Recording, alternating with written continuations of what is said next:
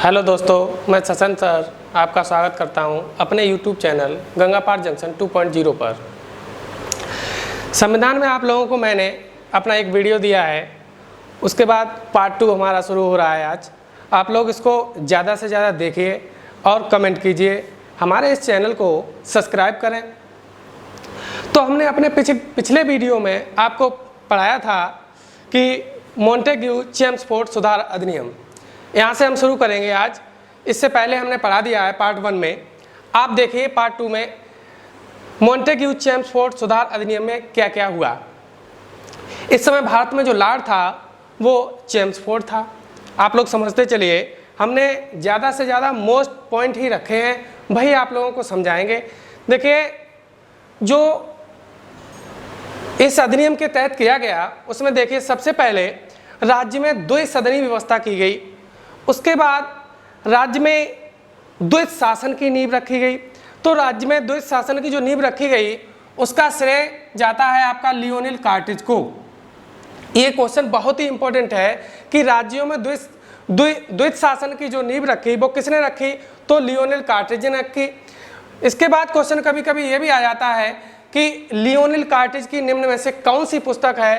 तो हमने एक पुस्तक भी उनकी देखी है, तो ज़्यादातर ये क्वेश्चन भी आ जाता है। तो आप लोग इसको ध्यान में रखिए कि उनकी पुस्तक का नाम है डायरकी, तो आप इसको ध्यान रखिए। उसके बाद इसी अधिनियम के माध्यम से महिलाओं को भारत में सबसे पहले मताधिकार की अनुमति दी गई। सबसे पहले इसी अधिनियम के माध्यम से महिलाओं को मताधिकार की अनुमति दी गई।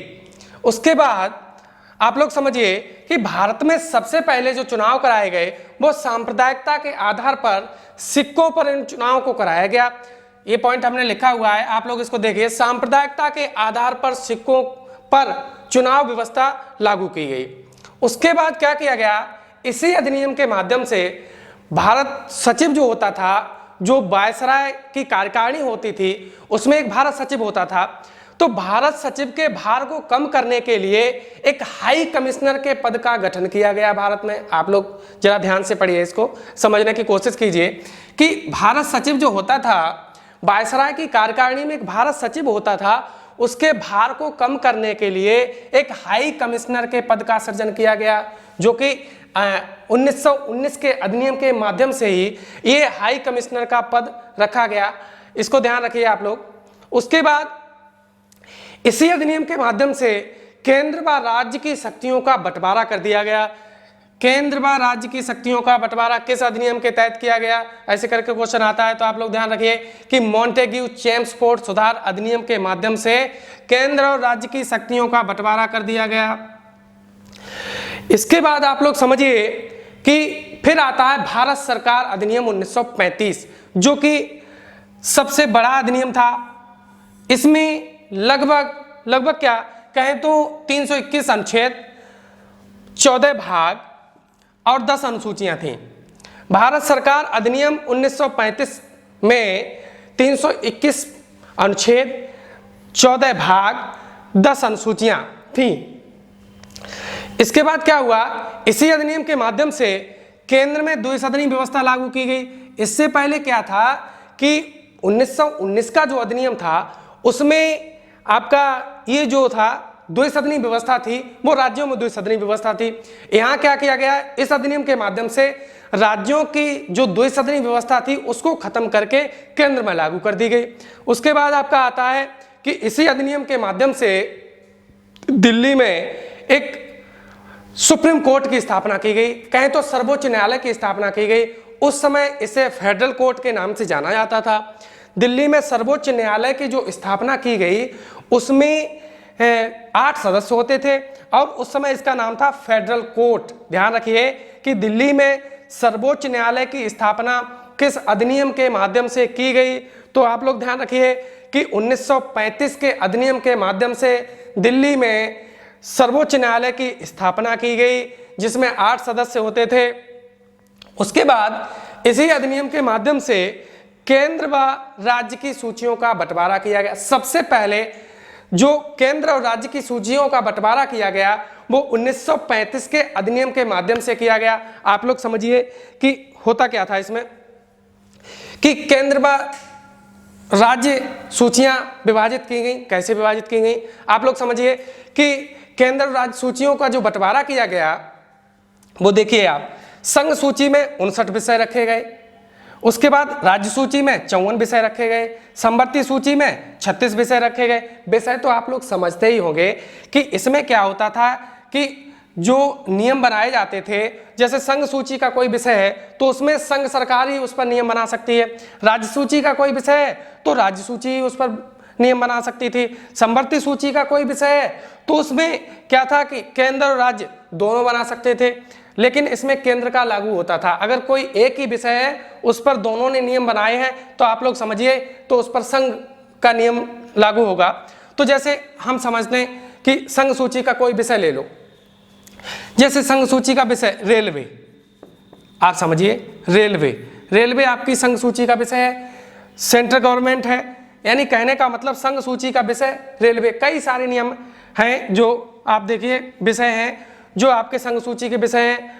उसके बाद राज्य सूची का, जैसे हम कहें कि मेला तो आप लोगों ने देखा ही होगा, सुना होगा, देखा होगा, गए होंगे आप लोग कि मेला आपका विषय राज्य सूची का विषय है, ठीक है। समवर्ती की सूची के भी विषय है, जैसे स्वास्थ्य है, स्वास्थ्य आपका सेंट्रल गवर्नमेंट भी उस पर है और आपकी राज्य सरकार भी नियम बनाती है, तो ये विषय होते हैं। तो उस समय कम विषय थे, क्योंकि आजकल तो बढ़ गए, वो आगे हम बताएंगे आप लोगों को कि जो विषय बड़े हुए हैं वो आगे और भी हैं।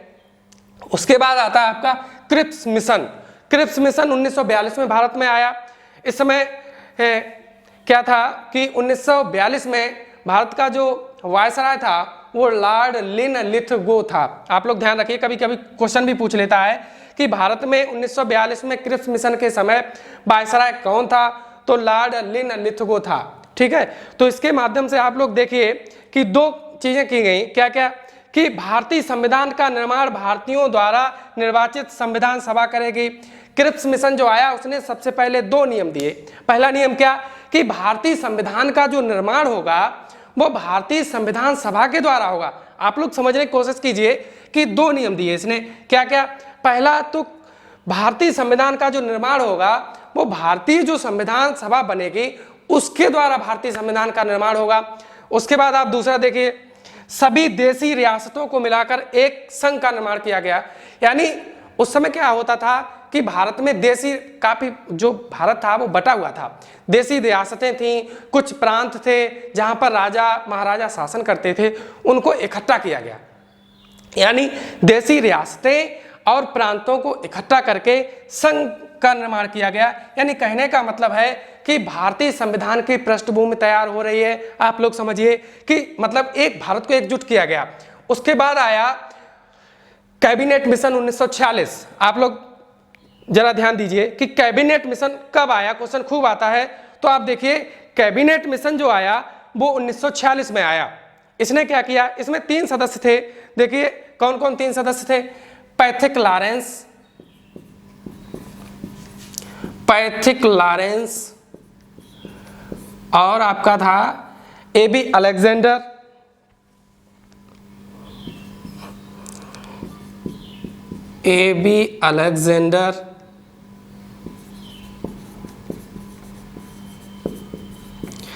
और आपका तीसरा था स्टेफोर्ड क्रिप्स।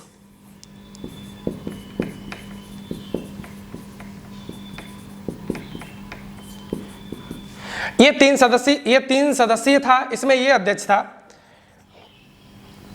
आप लोग ध्यान रखिए कि कभी कभी पूछ लेता है कि कैबिनेट मिशन कितने सदस्यीय था, तो कैबिनेट मिशन था वो 3 सदस्यीय था। इसमें 3 सदस्य थे, Pethick Lawrence, A V Alexander, Stafford Cripps.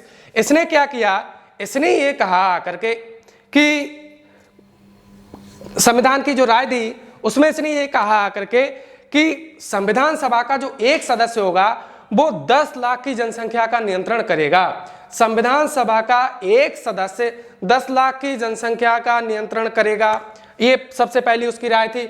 और संविधान सभा के जो सदस्यों का जो निर्वाचन होगा वो जनता के द्वारा नहीं किया जाएगा, बल्कि जो देशी रियासतें थीं उनके जो प्रतिनिधि थे वो संविधान सभा का निर्माण करेंगे। यानी कहने का मतलब जो सदस्य चुन करके आएंगे वो जनता के द्वारा चुने जाएंगे और जो सदस्य चुने जाएंगे वही संविधान सभा का निर्माण करेंगे। यानी संविधान सभा के सदस्यों का जो निर्माण होगा, संविधान सभा के सदस्य जो चुने जाएंगे वो जनता के द्वारा न चुने जा करके जो प्रांतों के सदस्य थे वही इन सदस्यों को चुन सकते थे। इसने क्या किया कि उस समय के समाज को 3 वर्गों में बांटा। कौन कौन से 3 वर्ग? सबसे पहला आपका सिख, उसके बाद मुस्लिम, फिर सामान्य। इन 3 में इसने विभाजित किया। उसके बाद क्या होता है कि भारत में संविधान सभा का गठन हो जाता है। धीरे धीरे करके संविधान सभा की ओर चलते हैं हम लोग कि सबसे पहले संविधान सभा की पहली बैठक कब हुई। तो संविधान सभा की पहली बैठक जो हुई वो आपकी 9 दिसंबर 1946 को हुई। क्योंकि क्या था कि जो संविधान सभा की पहली बैठक थी वो आपकी 9 दिसंबर 1946 को हुई। उसमें क्या था कि 9 दिसंबर 1946 को जो बैठक हुई उसमें समस्या ये थी कि कोई भी बैठक हो तो कोई ना कोई उसका नियंत्रण जरूर करता है, ठीक है। तो इसमें क्या हुआ कि सबसे पहले बैठक के दिन जो अध्यक्ष बनाए गए वो उसमें क्या था कि सबसे बुजुर्ग थे आपके सच्चिदानंद सिन्हा। तो अस्थायी अध्यक्ष इन्हें बना लिया गया सच्चिदानंद सिन्हा को। क्यों क्या था कि एक सभा थी उसमें सबसे बुजुर्ग यही व्यक्ति थे। तो होता क्या है कि जब पहली बैठक थी तो उसमें कोई भी सदस्य होता तो सबसे पहले वरीयता बुजुर्गों की ही दी जाती है। तो उसमें सबसे पहले सच्चिदानंद सिन्हा को अस्थायी अध्यक्ष बना लिया गया संविधान सभा की पहली बैठक के दिन। उसके बाद संविधान सभा की दूसरी बैठक हुई 11 दिसंबर 1946 को। तो दूसरी बैठक में स्थायी अध्यक्ष चुन लिया गया डॉक्टर राजेंद्र प्रसाद को, ठीक है। उसके बाद संविधान सभा की तीसरी बैठक होती है 13 दिसंबर 1946 को, जिस दिन उद्देश्य प्रस्ताव प्रस्तुत किया जाता है। आप लोग ध्यान रखिए। उसके बाद 12 बैठकों का टोटल जो 12 बैठकें होती हैं वो 12 बैठकें होती हैं। उसके बाद जो कि 165 दिन चलती हैं। आप लोग ध्यान रखिए संविधान सभा में जो टोटल बहस हुई वो आपकी 114 दिन हुई। 114 दिन बहस हुई। संविधान निर्माण के समय में जो परिस्थितियां आई उसमें 114 दिन बहस हुई। उसके बाद संविधान का जो निर्माण हुआ वो 2 वर्ष, ये तो लगभग सभी लोग जानते होंगे कि 2 वर्ष 11 माह 18 दिन, यानी इतनी दिनों में संविधान बन करके हमारा तैयार हो गया। उसके बाद संविधान बनने में लगभग कहें तो 64 लाख रुपए खर्च हुए। आप लोग ध्यान रखिए कि संविधान बनने में लगभग 64 लाख रुपए खर्च हुए। उसके बाद समय तो आपको बता ही दिया है, ठीक है। संविधान सभा की संविधान जो हमारा बनके तैयार हुआ वो हमारा 26 नवंबर 1949 को हुआ। यानी कहें कि हमारा संविधान कब अंगीकृत हुआ तो 26 नवंबर 1949 को हुआ। इसीलिए हम 26 नवंबर को मनाते हैं संविधान दिवस, ठीक है। आप लोग ध्यान रखिए कि कभी कभी आ जाता है कि संविधान दिवस कब मनाते हैं, तो 26 नवंबर को हम संविधान दिवस मनाते हैं। संविधान सभा की अंतिम बैठक हुई वो हमारी 24 जनवरी 1950 को हुई। इसी दिन हमारा राष्ट्रीय गान स्वीकार किया गया, इसी दिन हमारा राष्ट्रीय गीत स्वीकार किया गया, इसी दिन भारत के पहले राष्ट्रपति डॉक्टर राजेंद्र प्रसाद को बनाया गया और हमारा पूर्ण रूप से जो संविधान लागू हुआ वो हमारा 26 जनवरी 1950 को लागू हुआ। आज के वीडियो में इतना ही। Thank you. हम अगले वीडियो में आपको पढ़ाएंगे आगे।